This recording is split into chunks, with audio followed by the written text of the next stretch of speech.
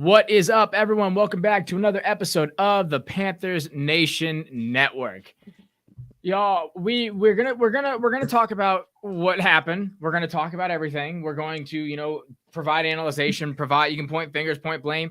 The biggest thing I'm gonna do right now, and it's semi-serious, mostly a joke, but I put all the blame on this game on freaking Steve Wilkes because the man did it.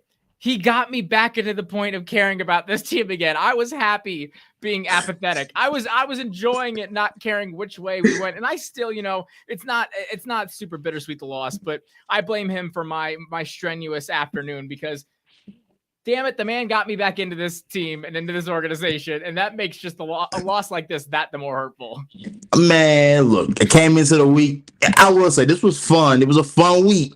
I came into the week having a chance to be excited about Panther football, and for once, not having to worry about a coach that I think is going to make a bonehead decision or just can't coach all together in general. That we'll at least have a chance to win at some point in time in the game. And this team came out. They struggled. They had their struggles. Because I've been so used to watching the Mad Rule Panthers, I was thinking, okay, well, they'll fold. This game is over with. I honestly was going to cut the TV off after the pick six. But this team hung in there. They kept fighting. They kept pounding. They definitely play with a different type of edge under Steve Wilkes that we didn't see under Mad Rule. And God almighty, man, you did everything but win the game. Everything but win it. There's nothing more you could have done, I think, in that moment. I think there's obviously still some other things that could have been done, and we'll break it down as we go. I mean, I still, our cornerbacks love to figure out ways to still provide instances for why they should be on this team. Not in my view, but of course to the front office.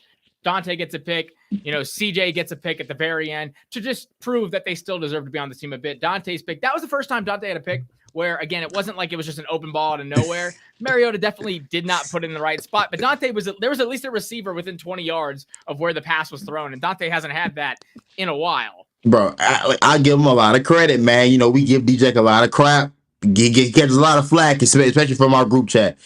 Came out, made a great play, but in typical Dante fashion, we got always does it. We got the full experience of a Dante Jackson game, right? So there's the highs, which is an interception, right? There's the lows of getting caught on third down, and then there's the lows of the lows, which is getting injured after getting caught on a big third. that opening the gate for Damiere Byrd to just for poetic justice to be the one to make it to where it was an issue there at the end of the game. To answer first question up here, Srijan, I'm so sorry if I butchered that. I'm so sorry. I was going to wait to address this, but I'll start off with it right now. Here's my thought process on it. That fourth down grab to the drive before, it hit him in the hands. I get there was a cornerback in his face with it. You got to bring that one down. And you got lucky with the defense, pulling you out once again, only giving up a field goal. You still have the ball with about 35 seconds left.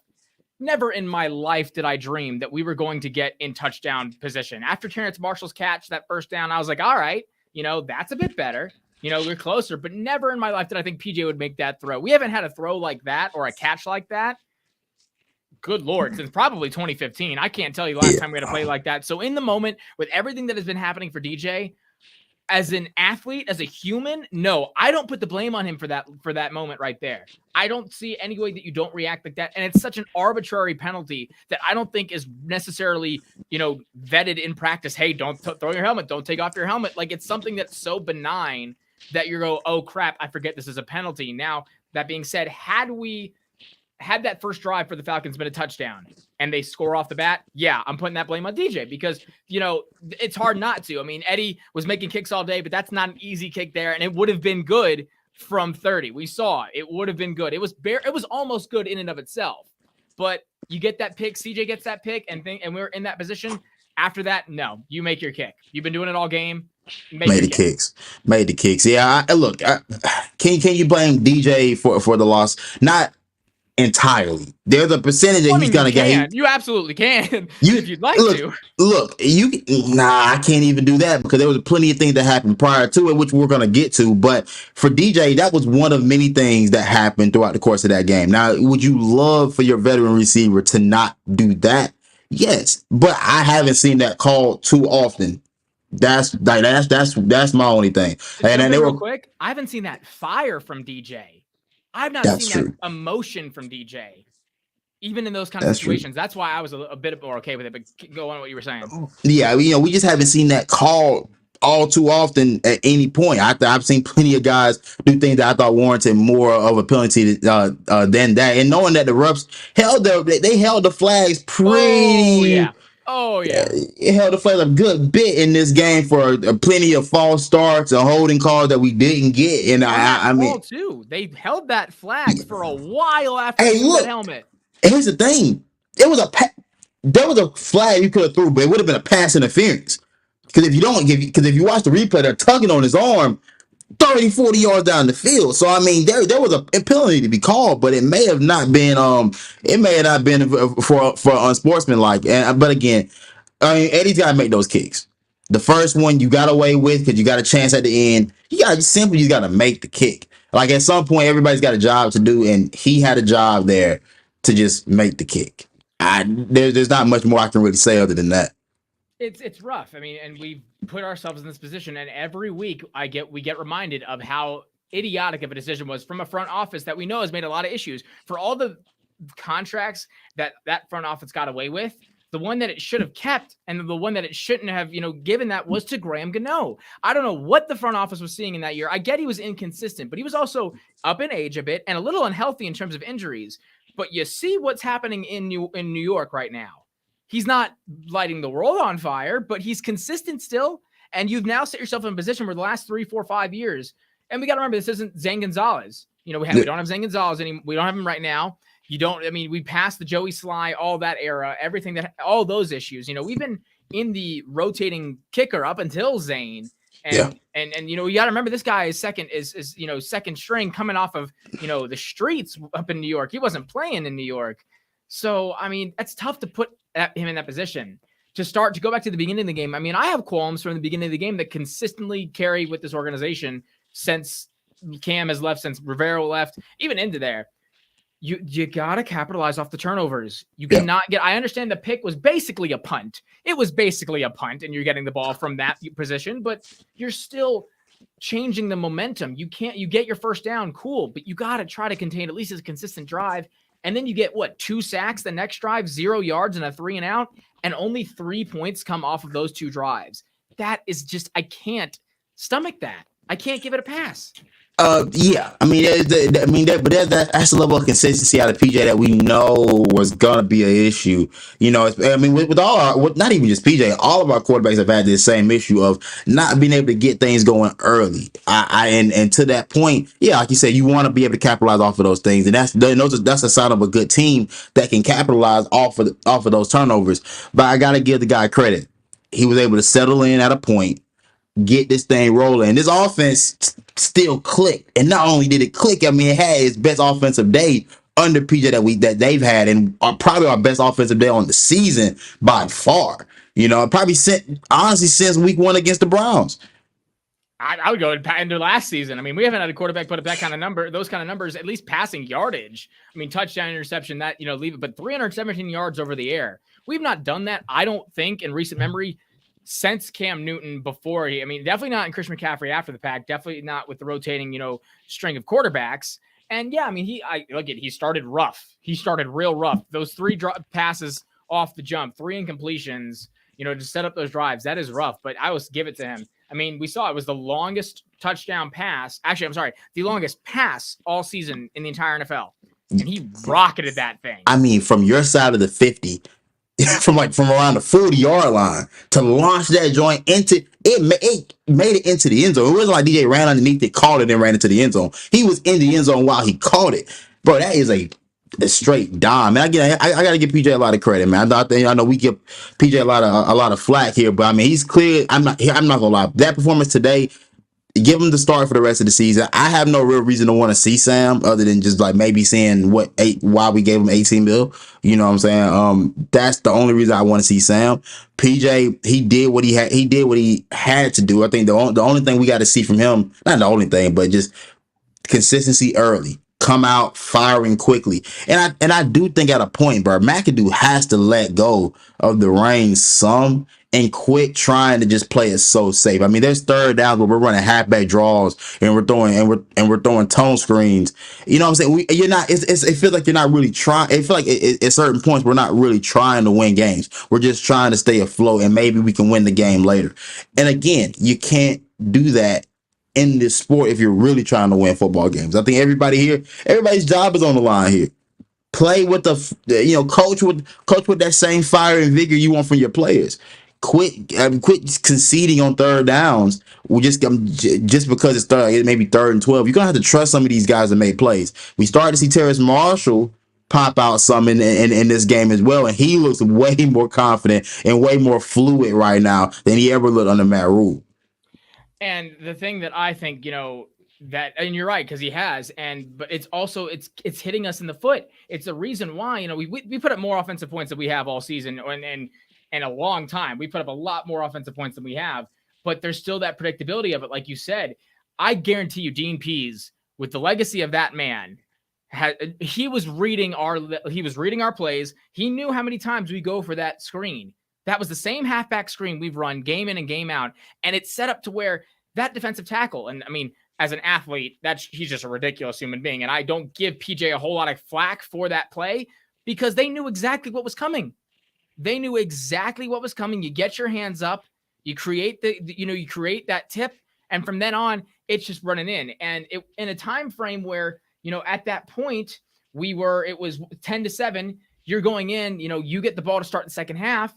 You don't have to push it necessarily, and you ended up, running at the drive like you had it at that point. You don't have to push that envelope. You can take a little bit longer. That would have been a good play had it fit, but they read it like a book, and then that flips the entire script of the game. Now it's 14-10, and you got that field goal coming in off the second again, which was good to get a second half.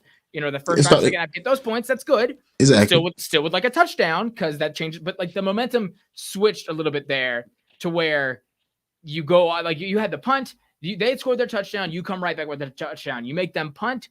Now they take over. And that, to me, that's where you said you got to let go. You got to open up the playbook a bit more to not allow for them to read a play so easily.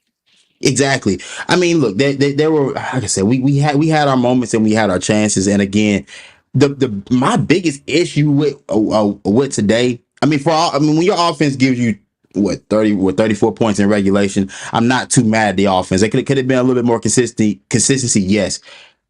But your defense, a defense that, the one thing we talked about how bad we used to feel for the defense because they never got the help from the other side of the ball. They never seemed to get it. They were always on the field too long. But you look at what we did today. We nearly double Atlanta in total yards. And I know time of possession, I can check out time of possession right now. Total time of possession, we had 31. I think we had 31 minutes of time of possession to their 36. I mean, because they had the ball toward the end of the game. So you weren't on the field nearly as long. You had opportunities, and Atlanta posed a threat that I thought they would. They are a physical running team, and this is the same issue we had against Cleveland. Physical running teams will always give us problems because for whatever reason, our linebacking core just isn't up to par to be able to take on that type of running attack. Algier and Huntley, those two guys weigh about 230 each, and alongside Marcus Mariota, who's a real run threat, who I figured at one point is gonna make a play. He's gonna end up breaking one off, which he did right there at the end of the game, and seals it for him. So I mean, at that point, I'm looking at the defense and saying there's a lot of questions that we knew we had. But that defense has to answer to the call here, and as to why you can't get the job done. And people forget, just because of his tenure in Tennessee, which again, for all intents and purposes, obviously wasn't great, but it wasn't the worst quarterback Tennessee's had in the last few years. I can tell you that right now. People forget Jake Locker and that fiasco for the Tennessee Titans. But the thing people forget about Mariota, he's a smart quarterback. He is a smart quarterback, and he is crafty. He was waiting up until the point where he knew he could make a play for it. Because up until that point, we had been covering the read option incredibly well. Absolutely. Covering it incredibly well, stuffing it when we needed to. He knew he just needed one. He needed one, and he did make Burns look a little silly. I'm going to give him that. But Burns had been playing to that point very, very well. But he waited till there were literally the last second where they needed. Their drive wasn't really doing much on that last drive. They had gotten, one first down in the middle again where we don't want it. And we talk about the issues with the defense and especially linebackers. And that's what makes me so upset about Phil Snow, is because they wanted to get those smaller hybrid guys that could apparently stop the run. Well, where has that come through? Because clearly we can't stop any run, no matter who it is. Daniel Jones is running all over us. Yeah, I mean, and therein lies the issue. I mean, I think the lack of help at the second level, it won't matter what Brian Burns does. I mean, mind you, that play where he missed. Let's be clear, bro. We're talking about world-class athletes here. A play's gonna get made. Now, okay, is somebody there to clean that up? And again, here's the thing: they did a good job on the read option for the majority of the other day. Mario didn't kill us in the ground game, but you knew if the game was tight, they can start to implement that more and more towards the end of the game, and it becomes a real issue for your defense. Because while you're worried about him dropping back and passing it, which he did have a solid passing day against you, you have to worry about the fact that he can pull it and he can take off and he can fly. And I mean, again, a good player making a great play towards the end of the game. Somebody had to do it. I mean, it was one of those things where, simply you could have won this game several steps ahead of that point. But that defense, man, there's still a lot of work to be done, which I'm not upset with, because I mean that still means that there's guys we can go get. There's improvements to still be made, and we're not a finished product. And I'm glad that's the case, honestly, because I'd be worried if this is the best we could do. Oh, absolutely. And again, the thing with the Mariota and the rushing game, the thing also is when you allow those other running backs out here and Huntley to get those yardage, then you're focusing on them more. And that allows Mariota to go, okay, they know I'm going to try to give it to them. They are trying to be conservative. So they're not expecting me to pull the ball. I'm going to pull it and make someone miss in the open field. And I was happy with how we handled the mobile quarterback, because we hadn't done it well in the past. So I was happy for that. But you're right. I mean, this just kind of sets you up. And of course, it goes back to the misuse from our last coaches. And again, another bone I have to pick is the misuse or just the lack of use for Terrace Marshall. He has shown in the last 2 weeks that is he going to set the world on fire? No. But when the buck stops and he needs something to go, he's a reliable target in those plays. He gets open. Yeah. The route tree he has worked for him. He makes plays. I mean, the one thing they do a good job of is putting him in situations where he can be successful. So singling him up on the backside one-on-one. He gets the one-on-one route. Hey, look, he's a big, fast, and physical guy. And I've had my issues with Terrace Marshall because I said I just didn't know what is it exactly that he does well. Well, in the one-on-ones, it seems to be where he operates the most, where he operates the best. Him working out in space seems to be where he seems to be the most comfortable. Having him in those bunt sets where with two other receivers doesn't seem like that's his thing. And he's given us that spark that we thought Robbie would give us. Like, he looks just as good as Robbie looked all year long. Probably, definitely. Well, I can't even say just as good. He's looked better than what Robbie had looked for us up until this point in the season. So I mean, it's great to figure out that one of our young guys can play. We don't have to move on from this guy. I mean, we were really talking about trading this kid away. And you talk about him, you talk about Foreman, who not only had another good week, but he exceeded by a wide margin what he did the week before. Then what he did the week before was great as well. I mean, you see him today. It's a shame that it took somebody getting fired in order to see the talent that we have on this roster. I mean, it's great to see that Wilkes is getting everything out of each and every guy that's getting their opportunity right now. Oh, absolutely. The thing with Foreman, I mean, you don't have Hubbard as your safety net. That was what happened last week. It was kind of a smash and dash. Hubbard, Foreman would set it up. Hubbard would finish it out with that drive that he had, especially. But now you are along the likes of Rasheer Romaine Blackshear, whatever his name is, some dude out of Tech who's a rookie, and then Spencer Brown, who I forgot was even on the team, to be completely honest. I did too.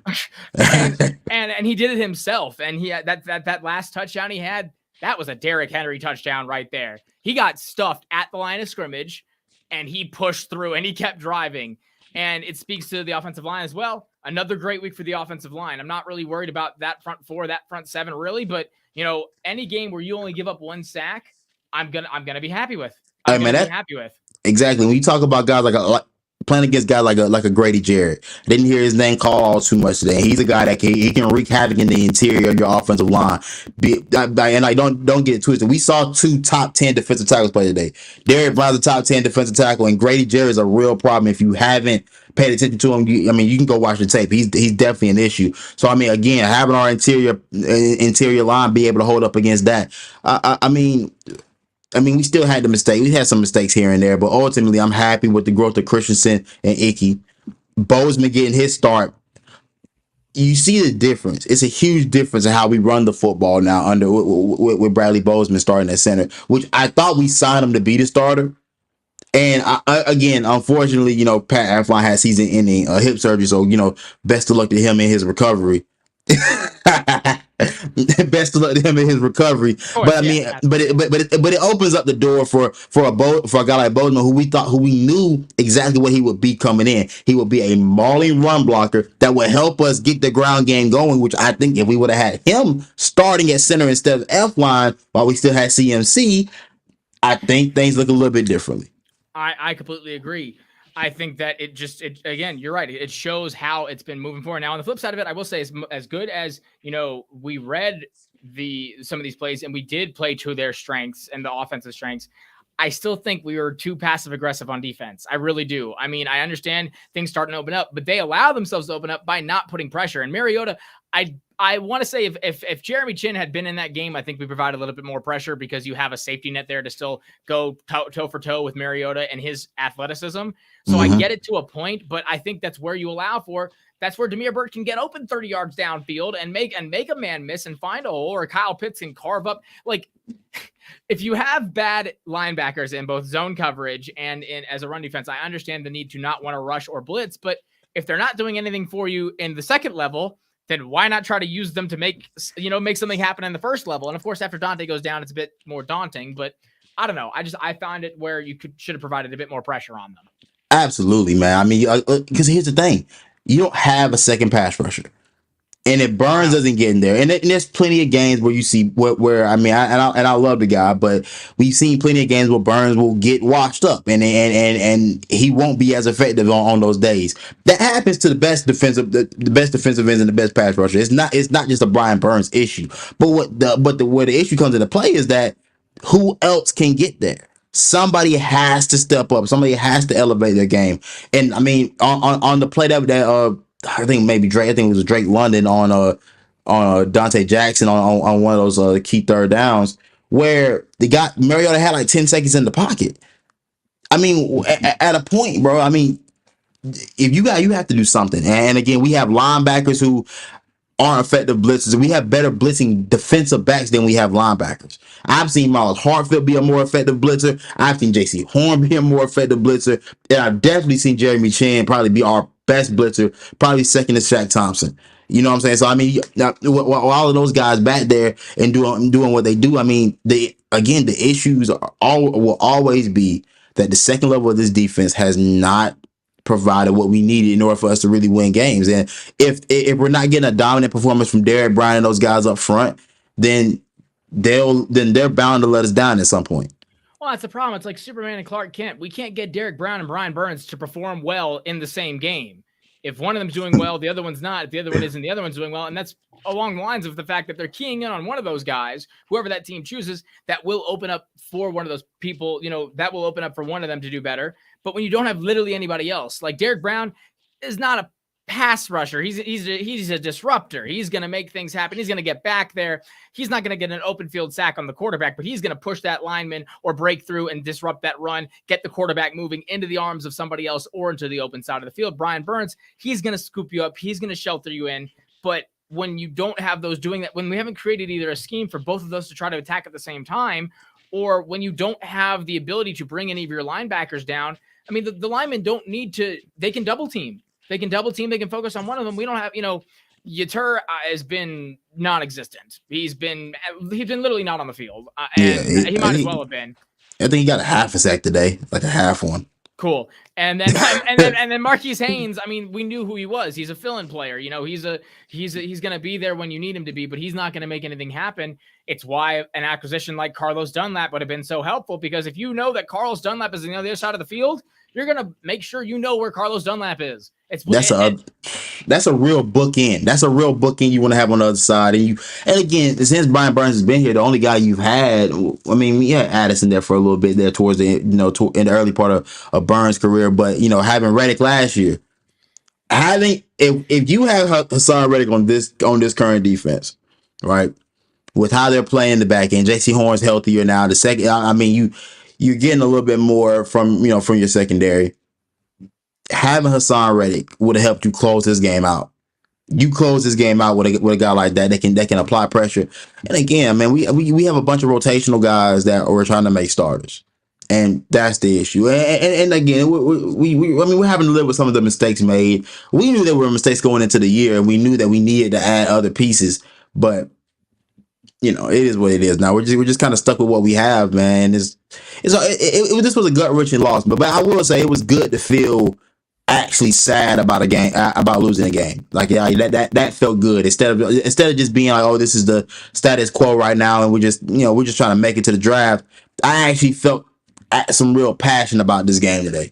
Oh, absolutely. It was nice to be able to actually, watch the game, be excited, cheer when big play, make plays, have big play drives, not just, going, it takes 10 minutes to get a touchdown. And that's always great. You want to have that consistency, but it was exciting to just be excited. And I think that's, again, what I said about Wilkes from the get-go. If he can make me excited about games again, and the way that he has made this team rally around him in a position where 2 weeks removed from going, okay, we got the first round pick right now, and coming into this game, vying for the number one spot in the conference, if you win that game, I haven't seen us play a shootout game, a 10 lead change game in a while like that to consistently not fold. I mean, 21 points in the fourth quarter. Are you kidding me? Like, that's insane. That is ridiculous compared to what we've been able to do in the past, and to continue to stay with it as the game goes on, to make sure that you know what you're doing, to keep guys on. That has been huge from Wilkes.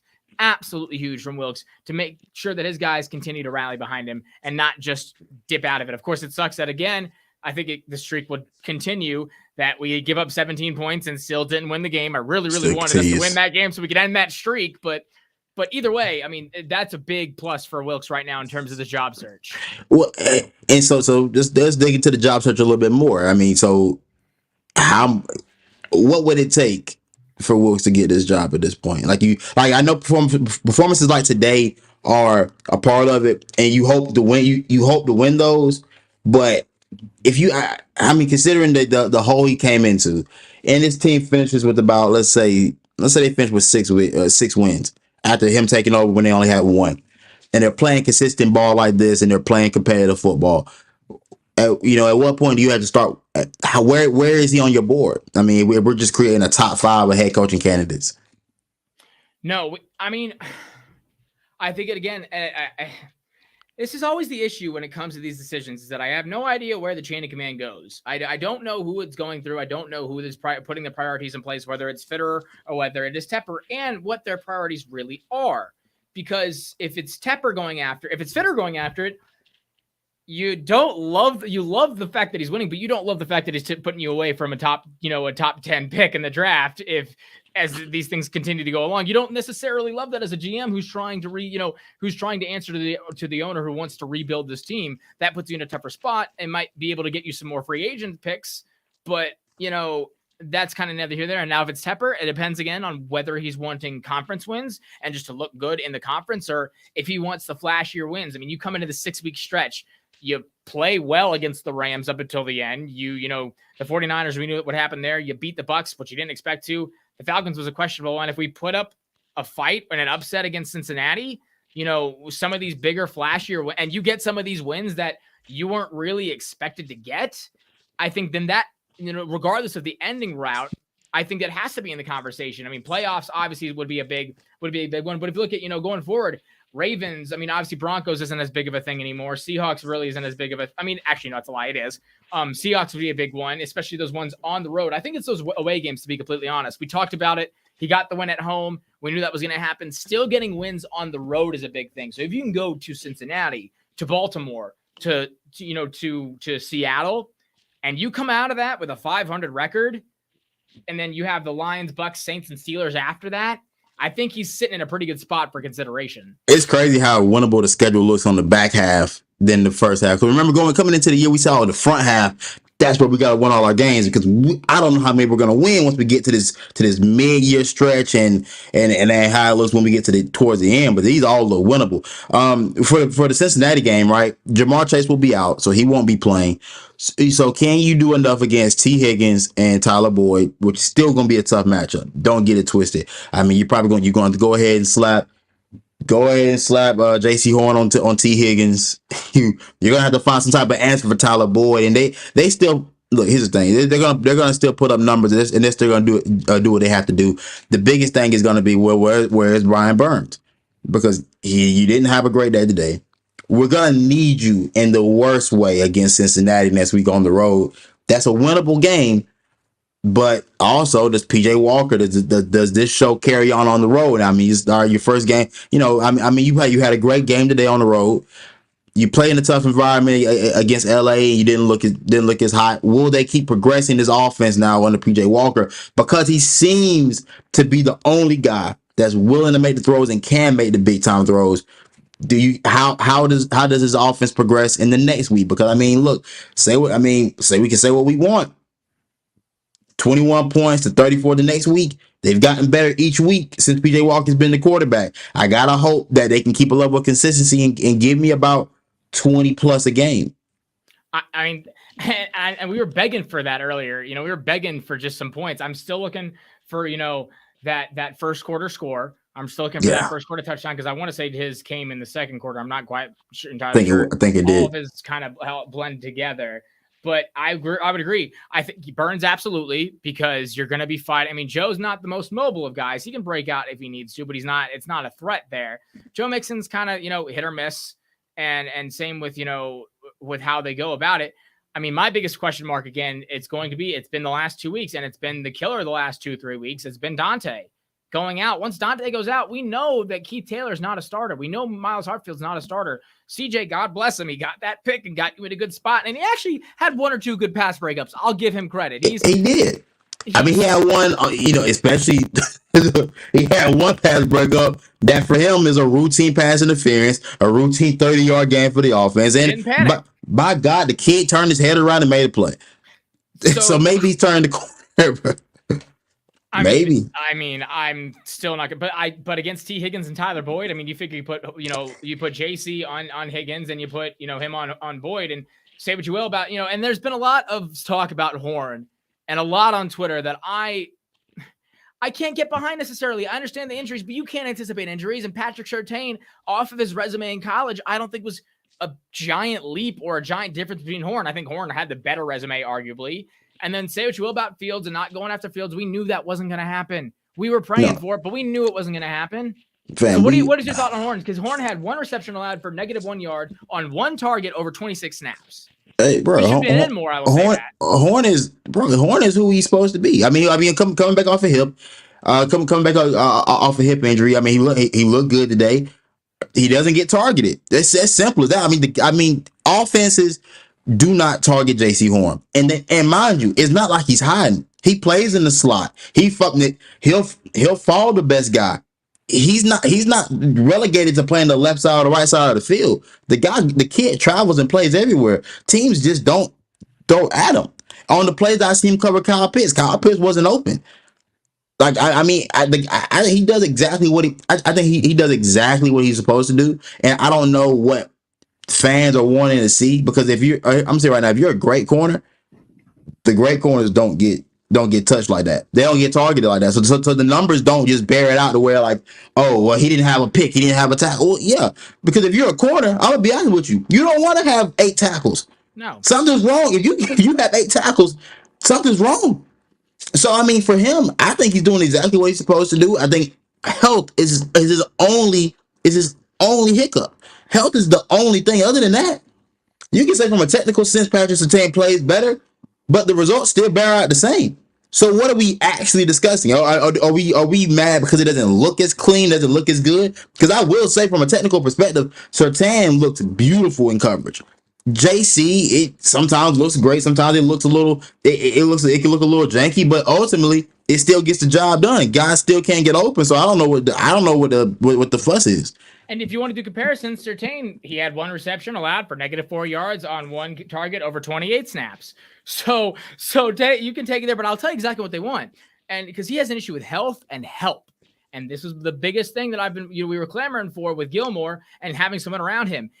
If they want Horn, and if I can theorize, to be this guy who's going to wreak havoc as a cornerback. They want him to wreak havoc. They want him to be flying over the field, making those picks, getting into those areas, making those plays, and then doing something with it. Because as a corner, it's like a lineman. You don't get praise for doing your job. You get praise for going above and beyond your job, at least from the fans in that sense. And the problem I think that we've had, and myself included, because I'll say I did it, is when you have a good corner that is quiet, you think that the quiet, you mix up the quiet for a lack of ability and a lack of activity. And I got to say, I'll bite my tongue. We did it with Bradbury. It speaks. We did it with Bradbury. Bradbury was very quiet. He did not get burned that often, but he didn't get targeted that often. Don't look at me like that, all right? Don't look at me like that. I remember the conversation we used to have about James Bradbury, and I told plenty of people, I'm like, bro, James Bradbury is a really good corner. And you won't find those guys all too often all right, first of all, you drafted them in the 2nd round from Samford. You know how hard it is, like when you find a guy like is it Bama? It's somewhere in Alabama, yeah, somewhere in the depths of Alabama. I wouldn't be visiting there, but you feel me. But I mean, like you said, people only praise you when you go above and beyond. So Josh Norman, for example, is perfect that we can bring that up. Josh Norman, I can tell you right now, Josh Norman used to get beat a lot, and people usually tend to forget all the years Josh Norman played in Carolina that he didn't get all those interceptions, he didn't make all those plays. And you used to hate seeing him on the field. But Bradbury was the total opposite. Didn't get beat often. Didn't make a whole lot of plays for the interceptions. But you can't really do that when you don't get targeted, like you said. And the thing with Norman is people targeted him because he was the unknown guy. Coastal Carolina, as opposed to Samford, but Coastal Carolina didn't make a splash. We didn't know who he was until the Saints game. Most Panthers fans did not know who he was until that pick. You knew him from the week before when he got, when he was galloping around from Bortles, but you didn't know who he was. I mean, you had and he had been in the team for a good 2-3 years, I think, to that point. That was not about 2 years. He was drafted in 2013, so that was his 3rd year. And so they target him, and it's the same double-edged sword you get with Dante. There's a reason why people don't like Dante, because he gets targeted.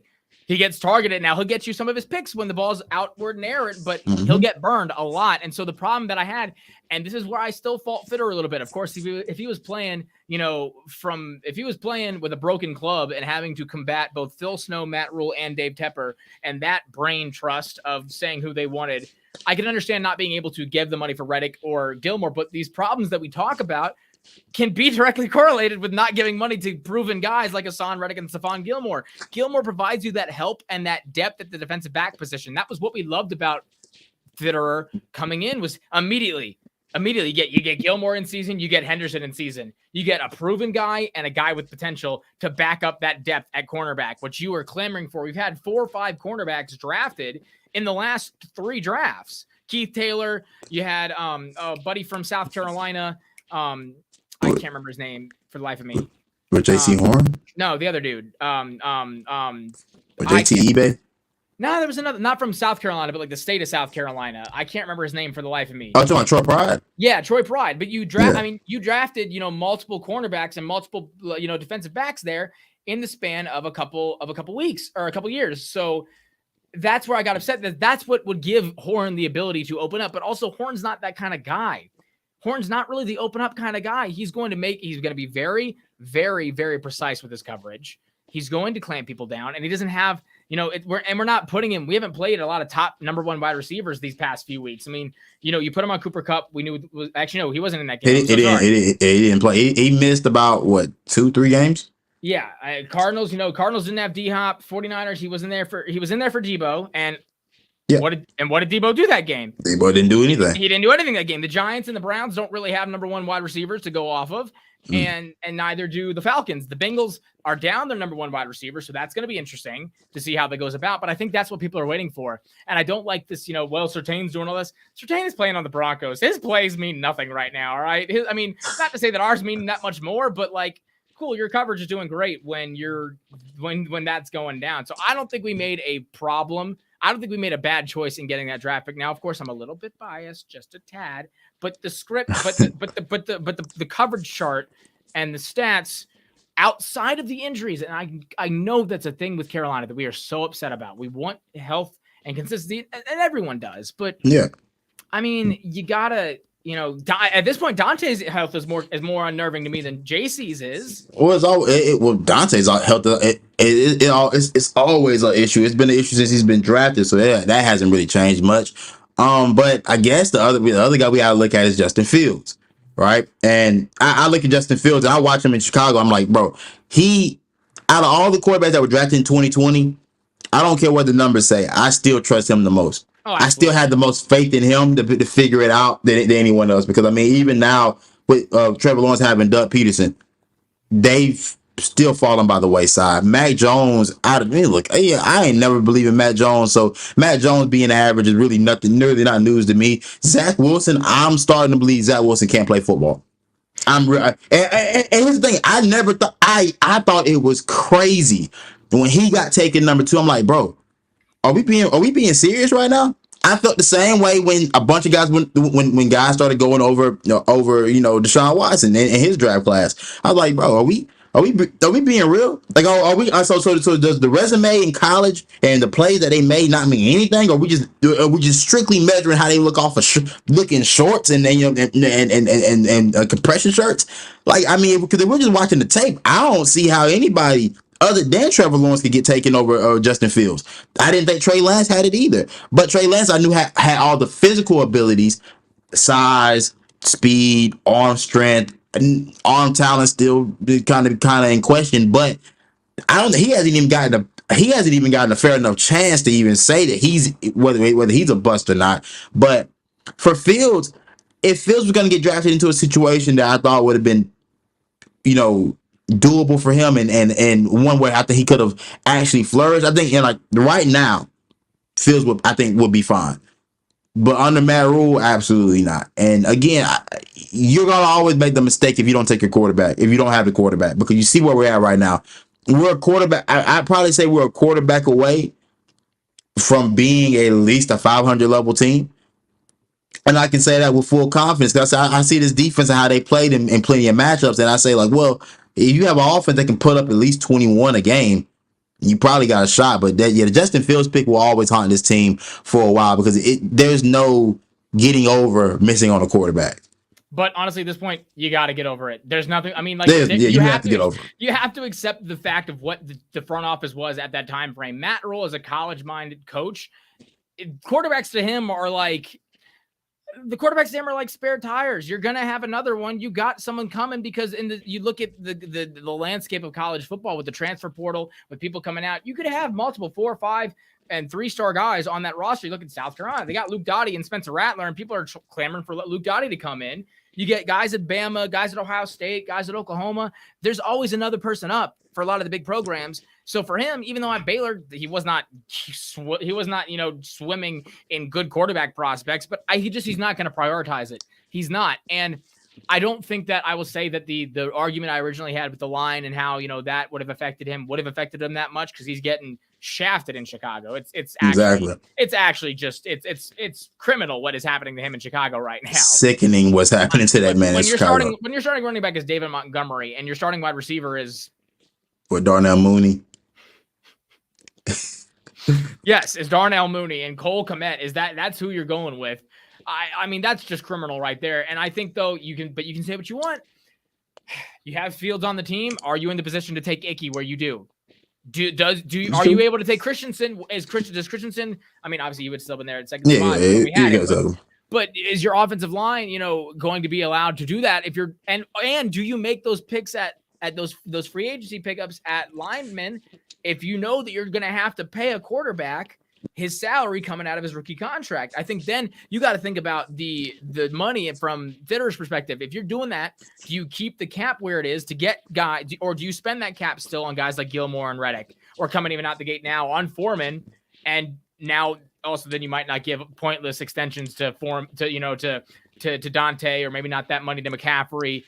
That's a whole, we can talk about that forever. But at this point, you got to go with the guys you got and understand that yes, his health has been a question, but when he's been out on the field, I mean, I'm not seeing anything to question him at all. I'm not either. I'm definitely not either. But I mean, we can stay on this quarterback point a little bit longer. So it seems like the season's gonna go how it's gonna go. PJ will hopefully finish the year out as a starter. We're still gonna be probably somewhere in that top 5 and come down to draft picks, just because by the sheer amount of games that we have left and the ones that we won, that's just how the numbers are gonna probably bear out. Do we give Matt Corral a shot? I mean, he's gonna be on the roster. So, but do you give that man a legitimate chance, or do you just go ahead and draft the quarterback and at least let them just battle it out and go when camp comes? I think, I personally would. I'm getting scared that his tenure on the team is going to be a lot like Will Grier, flashy guy in college, made a lot happen for that team. You take him in that spot and you don't do really anything with him. I mean, when you have that situation and you had guys like Heineke and Kyle Allen still above him, it's not like they had any much more experience in the NFL coming out that gate, but he was not given a chance up until the very end. And then by that point, it was, a moot point. And I'm starting to get to the point where I think that's going to be when you have Darnold and Baker and PJ. The problem is going to become, this is the first year where PJ has not had the tether of Matt Rule, but at this point he's playing like he could still, like he deserves to get at least a backup spot in my mind. Absolutely. Especially if you don't have to pay him that money to get him for that long. It has to come down. The conversation has to be in that room. Okay, Darnold, Baker, PJ, 2 of them got to go. You cannot keep all 3 of them. There's no reason to. And in my mind, Baker and Darnold go. There's no reason to pay Darnold, and there's no I understand what you wanted to do with Baker, and I understand why you tried to do it, but it's just not there. It's not going to be there. If the injury wasn't one thing, and yes, you could maybe make the argument for Rule being in and out, not being there present, mentally, but that's not enough. You've played with bad coaches before in Cleveland, so you're not getting a pass from me for poor coaching, even though Matt Rule might be one of the worst coaches, maybe top 10. I'm not going to say one of the worst, but maybe one of the top 10 all time for the NFL. And that's saying something. Yeah, exactly. So then my point becomes, it depends upon what they value those picks with and what they plan to do with those picks. Because I'm getting to a point where I'm getting a little scared that they might get to the end of the season. And if we perform as the way we've been performing and go, we don't need to draft a quarterback. We can get other plug-in guys. We can get guys across the board that we need. And honest to God, maybe even sign a quarterback. Now, let me disclaim this with saying that this is not my belief. I'm trying my best to speak through the Panthers front office. This is not my belief as to what we should do. But I'm getting scared that there might be a mindset in place to where they're going, we can spend these picks on another pass rusher, on a number 1 linebacker, on another wide receiving threat, and maybe not need to spend it on a quarterback, especially if they look to the quarterbacks that could be potentially, I'm not saying we're going to go for Lamar Jackson. I don't think that's necessarily going to happen with the dead cap we have, but honestly, so I think it depends on what they want to do. Because even if you go the rookie quarterback route, then in my mind, sorry, buddy. If you were already, this kind of, placeholder pick in the spot where I don't think not getting Willis hurt you as much as it will. I mean, with the way he looked today, I mean, they're playing the Texans. I thought he would at least throw more than 10 passes, but he didn't look like he was setting the world on fire. And for some reason, Sam Ellinger and Taylor Heineke were having a shootout. I don't know what happens there, but I'm getting to the point where I'm not entirely sure that, if they do go rookie quarterback, then I don't think he's there anymore. Yeah. So yeah. I know that was a lot to say a little, but I don't think there's a spot for him either way. For you, we're talking Matt Corral, right? Yeah, about Matt Corral. I really don't. Okay.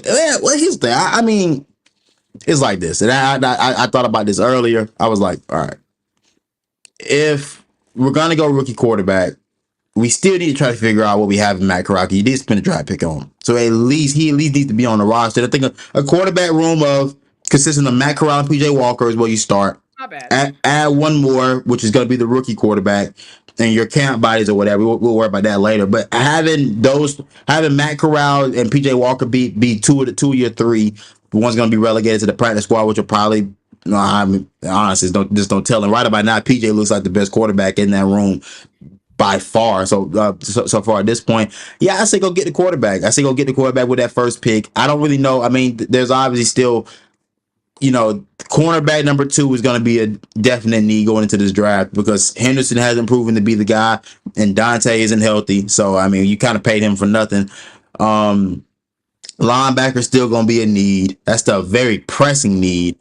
Safety, hopefully, if you can resign Xavier Woods, then you have that field as well. It's just that quarterback decision is going to be the biggest conundrum because who is it that you love outside of Bryce Young and C.J. Stroud? Because when we get to Levis, I wanted to fall in love with Will Levis, but then he went later age this past weekend. So I'm just like I don't know, man. I never really saw it. I mean, he's got some arm pop. He's got some pop in his arm, a good bit there. And I mean, I was hoping maybe it was like a Justin Herbert situation where what, maybe I'm just wrong, and maybe I just don't see the vision, but maybe it's there. I don't think it's there. So I don't know, man. We're just in a very tough spot because I mean, does a rookie quarterback make you a playoff team next year? Because this roster, I mean, say what you will, but this roster is ready to go make the playoffs right now. And it's about time we actually went and did that. But how much longer will we have to wait, bro? Is anybody's guess. And you're right. It's anyone's guess. And I got to the point also where I'm thinking Fitterer likes to trade back with these picks. And the fact that he didn't get a second number 1 for Burns, because we got to think that means it was coming from the Eagles, depending on, with how they got Robert Quinn. Mm-hmm. And speaking to that point, the Bears, throw some money at Roquan Smith, please. Throw something for the Bears at Roquan Smith. I'm begging you. I would love that, please. Especially if you want to do something in season and you want to make a splash happen, you have a day to do that, so get on it. But I think that would be a big pickup. But, when it comes to, I could see with Fitterer, I could see him trading down. I could see him trading that first rounder, because part of me thinks they're looking at Hendon Hooker. Part of me really thinks they're looking at Hendon Hooker. And at his age, I don't want to touch it. I don't. And that is the issue. Hendon Hooker is 24. No, I think he's 26.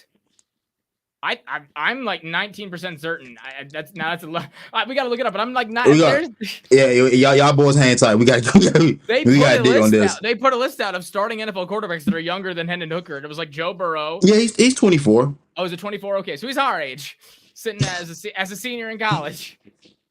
Yeah, he's 24. Is that?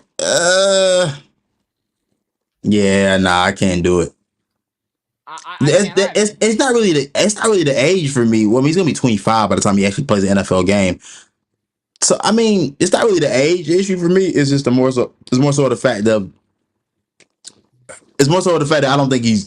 I don't necessarily see the allure to what he can be in the NFL. Like I think what he's doing in college is great in college. I don't see and maybe I'm wrong, and I just haven't looked at enough Tennessee games, but I haven't seen every throw at every level from Hendon Hooker. He has a great deep ball, and that's the majority of their offense is just throwing that deep ball and throwing the ball to the flats on these screens because of how Josh Heupel's play design.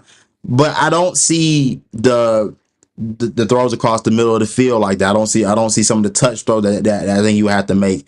You just every throw that's not a deep throw, I haven't seen him do it at a high level. And I think it's just because out of sheer design of that Tennessee offense, and I may be wrong, but I don't think Hendon Hooker would be my guy going into this point. Not at all. I don't think so either. But I gotta say this, before we start wrapping this up, I gotta be blunt with y'all, and I have to think that, honest to goodness, y'all have to be very, very ready for the possibility of not getting a quarterback this year. Because when you think about it depends upon how the offseason goes between February and I think it's April again this time around. It depends how the offseason goes and what happens and how fast we make these decisions. Because again, Fitterer is going to be playing a role where he might be given the reins because he's going to be the cemented guy there. But you have to think about it. It's a big question as to who is going to be the offensive coordinator, because all those things you talked about with Hendon Hooker speak very well to what McAdoo likes to do and is almost plug and play to what McAdoo likes to do. Those deep balls now that he's opening it up, then your flats and your screens. Who does that sound like? What game does that sound like? That sounds like ours.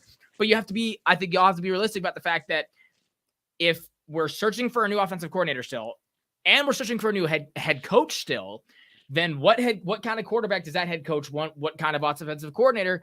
I'm sorry, what kind of quarterback does that head coach want? What kind of quarterback does that offensive coordinator want? Because they do play a part in it. And if those questions aren't answered going into the draft, I could see the very real possibility of Fitterer going, we have to do with these draft picks what we know we want and what positions we know we needed filled, especially if Baker, Darnold, and PJ still exist on this roster. Unfortunately, they provide some sort of safety net, even though they shouldn't, just by pure name and the money that we've been throwing them. They still provide a quote-unquote safety net for Fitterer and not only Fitterer, but for David Tepper. That's the thing I'm saying right now. The money that he's going for right now, he's not going to throw it at a free agent, but you have to be realistic about the fact that if this is all going around, and I'm speaking from what happened when Fitterer came in and with Rule and having an offensive coordinator, trying to figure that out and trying to work around that, I think that will play a part if we don't make that decision soon. Yeah. I mean, yeah, absolutely right. Because that I start thinking about, well, if Ken Dorsey's my head coach now, what quarterback will Ken Dorsey like? Because mind you, Ken Dorsey coached Cam Newton in Carolina. He's coached Josh Allen here up there in Buffalo.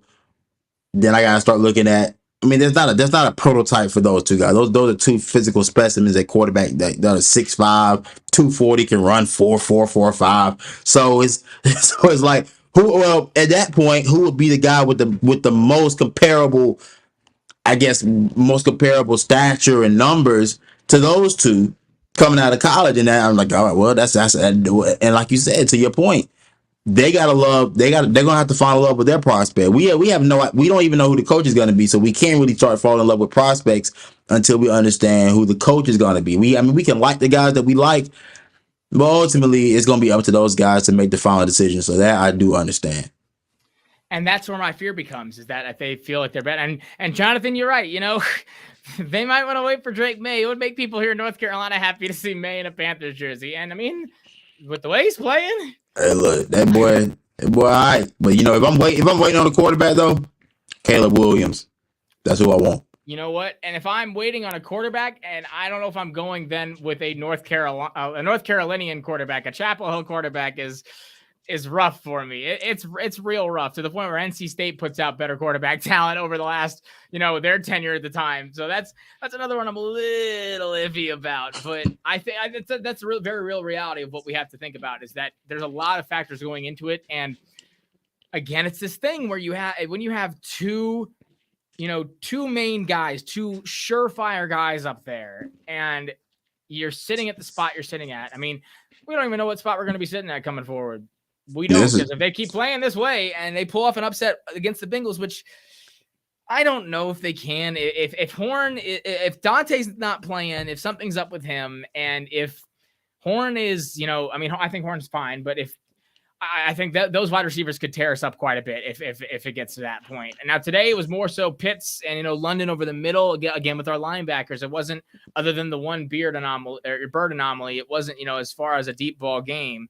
But Higgins and Boyd could do some carving if they get it under them. But I could see an upset being pulled off. It's just going to be hard on the road in Cincinnati. Man, I don't know if our defense is going to play to that type of level, and I don't think our offense is going to be able to score at the type of level it's going to probably take to beat Cincinnati. And again, if you are scoring, can you go tit for tat? And if you have to go down and get the last drive, can your defense either get a stop, or can your offense put together a touchdown drive?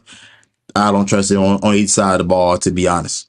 That's why I was waiting for something to happen with the play, because we haven't done that kind of thing with DJ in a while. So I was like, something's coming, something's gonna happen. Even before the flag, I was like, all right, like what's the catch? We did this. Right. What's the catch? And because the Bengals defense doesn't necessarily scare me, if I think about it in terms of, a lot of the games they can get to the quarterback though. Now, they can get to the quarterback. They absolutely can do that. And I'm afraid for, how PJ is going to go. I think the offensive line is going to hold their own, but I could see it being a 2-3 sack game. I think you got to cut the screens. Cut him out. I'm sorry. Just cut him. You don't need him. You don't need to put him in compromising situations already. I think that's one of the biggest things McAdoo needs to understand, is that you don't have McCaffrey. Like, Foreman can he can run people over, but he can't turn nothing into something, because he's just not that kind of guy. Hubbard could do that, but you're not working with Hubbard. So yeah. Hopefully he recovers soon and he's going to be back in the mix, because I think that he wasn't necessarily missed, but it's a bit different of an attack plan. But again, I'm about to say. I mean, I do think Harper's presence was felt a little bit today. I mean, it just in instances where you got to give Foreman a break, and you need a guy that, if given the opportunity, can break one open. You got that track like speed. It can run in between the tackles. I think getting Hubbard back, how quick you can get Hubbard back, it will be huge for you coming into this week, because you want to be able to bounce this thing out as much as possible. And if you can feed those two, a game featuring Foreman and Hubbard, you can feed them. And you can rotate them as well. So, what I mean, I think you want to get those guys in as quickly as possible, just to take that pressure off of PJ to have to be the guy that have to make the plays for you. Exactly, because we know that does not work. But I'm going in again to this week with a bit of hope, and to the point where we're like, all right, we win, you're closer to playoffs. If you lose, you're closer to tanking. So if you pick your poison, and we'll go along with it. But of course, until then, keep pounding. Y'all, thank you so much for coming on. I know it's a bit different now when we have it instead of 1 o'clock and it goes to, we're recording not right after the game. It's been 4 hours, but thank y'all for coming on. This is something we're going to keep trying to do, and we'll see y'all next week. Peace.